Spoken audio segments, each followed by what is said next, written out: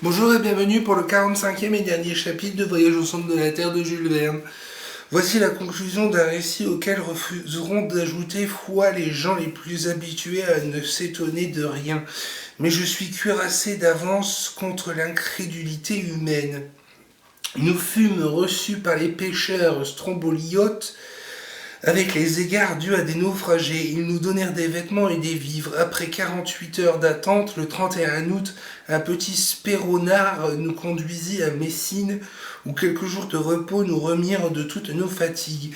Le vendredi 4 septembre, nous nous embarquions à bord du Volturne, l'un des paquebots postes des messageries impériales de France, et 3 jours plus tard, nous prenions terre à Marseille, n'ayant plus qu'une seule préoccupation dans l'esprit, celle de notre maudite boussole. Ce fait inexplicable ne laissait pas de me tracasser très sérieusement. Le 9 septembre au soir, nous arrivions à Hambourg. Quelle fut la stupéfaction de Marthe, quelle fut la joie de Greben, je renonce à le décrire. Maintenant que tu es à Hérault, me dit ma chère fiancée, tu n'auras plus besoin de me quitter, Axel. Je la regardais, elle pleurait en souriant. Je laisse à penser si le retour du professeur Lindenbrock fit sensation à Hambourg, grâce aux indiscrétions de Marthe, la nouvelle de son départ pour le centre de la Terre s'était répandue dans le monde entier.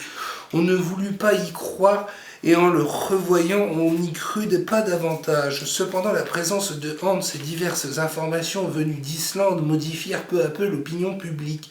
Alors mon oncle devint un grand homme, et moi le neveu d'un grand homme. Ce qui est déjà quelque chose. Hambourg donna une fête en notre honneur.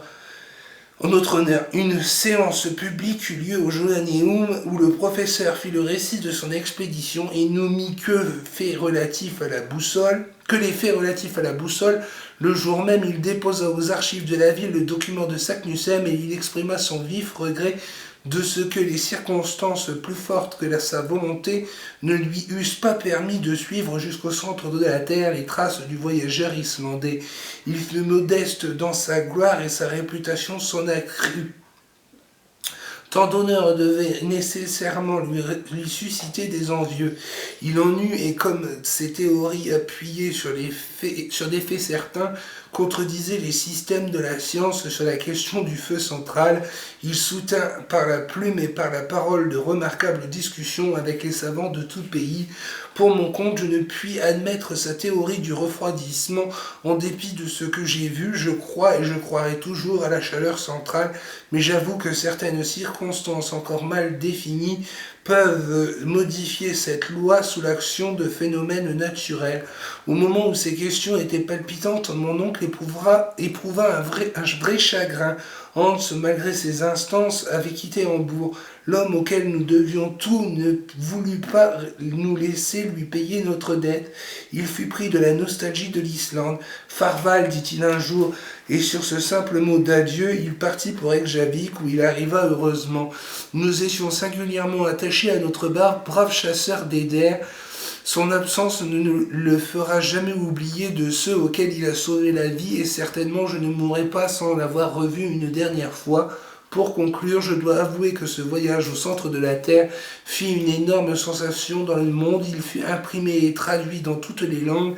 Les journaux les plus accrédités s'en arrachèrent les principaux épisodes qui furent commentés, discutés, attaqué, soutenu avec une égale conviction dans le camp des croyants et des incrédules. Chose rare, mon oncle jouissait de son vivant de toute la gloire qu'il avait acquise, et il n'y eut pas jusqu'à M. Barnum qui ne lui proposa de l'exhiber à un très haut prix dans les États de l'Union.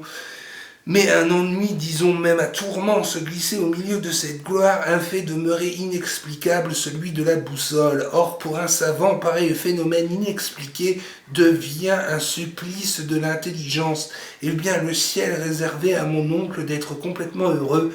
Un jour, en rangeant une collection de minéraux dans son cabinet, j'aperçus cette fameuse boussole et je me mis à l'observer.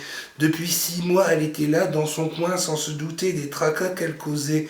Tout à coup, quelle fut ma stupéfaction. Je poussai un cri, le professeur accourut. Qu'est-ce donc demanda-t-il. Cette boussole. Eh bien, mais son aiguille indique le sud et non le nord. Que dis-tu? Voyez, les pôles sont changés. Changé? Mon oncle regarda, compara et fit trembler la maison par un bond superbe. Quelle lumière éclairait à la fois son esprit et le mien.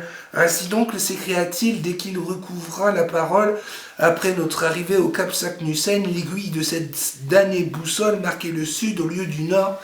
Évidemment, notre erreur s'explique alors, mais quel phénomène a pu produire ce renversement des pôles?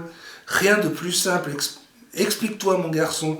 Pendant l'orage sur la mer Lindenbrock, cette boule de feu qui aimantait le fer du radeau avait tout simplement désorienté notre boussole.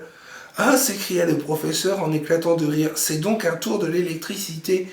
À partir de ce jour, mon oncle fut le plus heureux des savants et moi le plus heureux des hommes, car ma jolie Virlandaise, abdiquant sa position de pupille, prit rang dans la maison de Königstrasse en la double qualité de nièce et d'épouse. Inutile d'ajouter que son oncle fut l'illustre professeur Otto Lindenbrock, membre correspondant de toutes les sociétés scientifiques, géographiques et minéralogiques des 5 parties du monde. Fin. Et voilà qui clôture donc le livre Voyage au centre de la Terre de Jules Verne. Ce fut un plaisir de le lire avec vous et donc il ne me reste plus qu'à vous dire à bientôt pour de nouvelles aventures.